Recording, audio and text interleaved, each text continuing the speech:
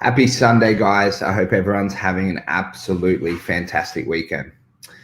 So, guys, I think one of the hardest things about being an entrepreneur or a business owner is that your roles are constantly changing. So, when I first opened my clubs, I was predominantly a trainer.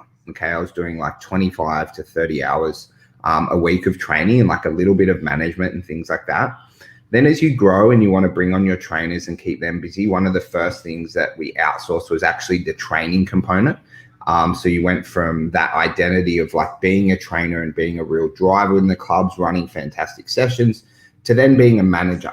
And in that management role, it was a lot bigger focus on marketing and sales and leadership, which was like a really, really big change. And this is going to happen a lot to you in your entrepreneurial journey.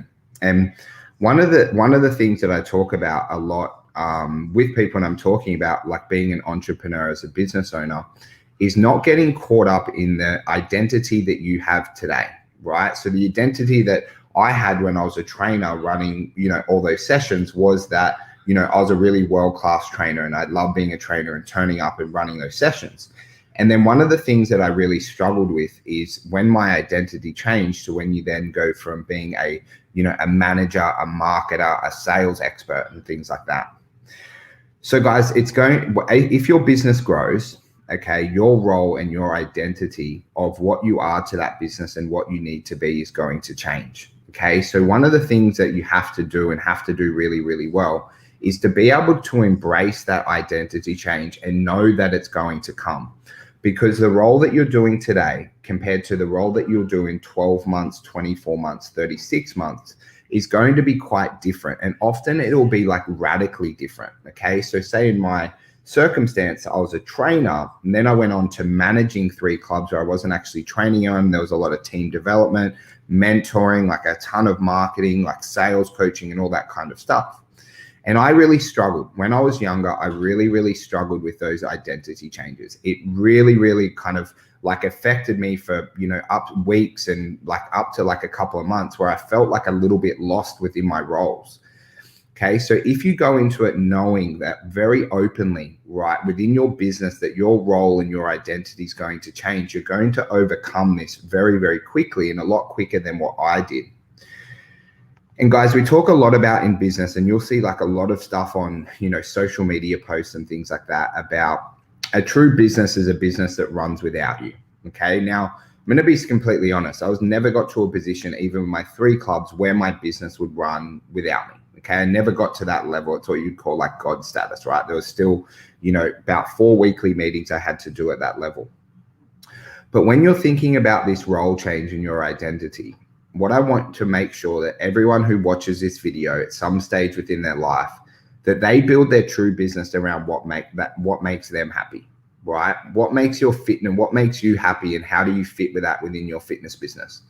Because I see a lot of people going from being trainers to managers and they really dislike it, right?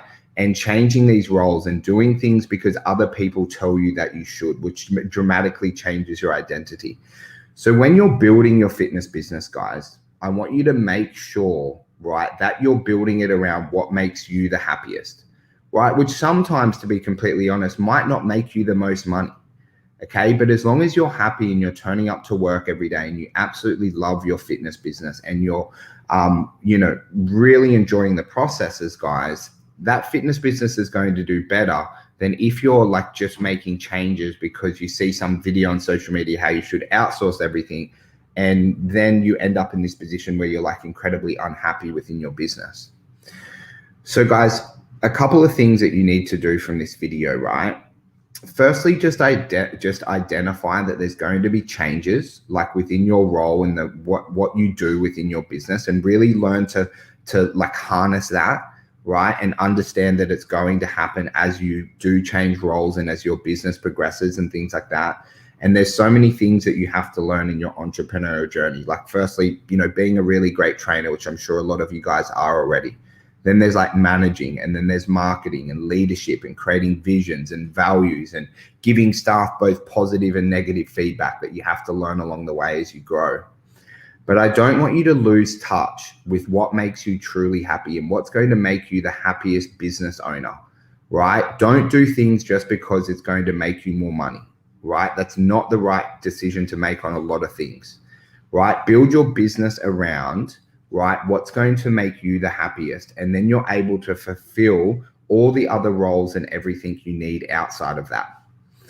So guys, I hope that just gave you a couple of things to think about. Not the deepest video, I've ever done, like content wise, about how to grow and things like that, but definitely something that you have to think about, especially as your business is growing. And if you're going through these roles and identity changes and doing different things in your business, guys, just remember you can reach out to me absolutely anytime to chat about this, because I went from being a trainer to being a manager. Then there was times where I went back to, having to train. I built a facility up where I was working like 40 hours in it, and then I left. And a lot of these different things happened along my journey that I'd really love to help you with if this is happening to you.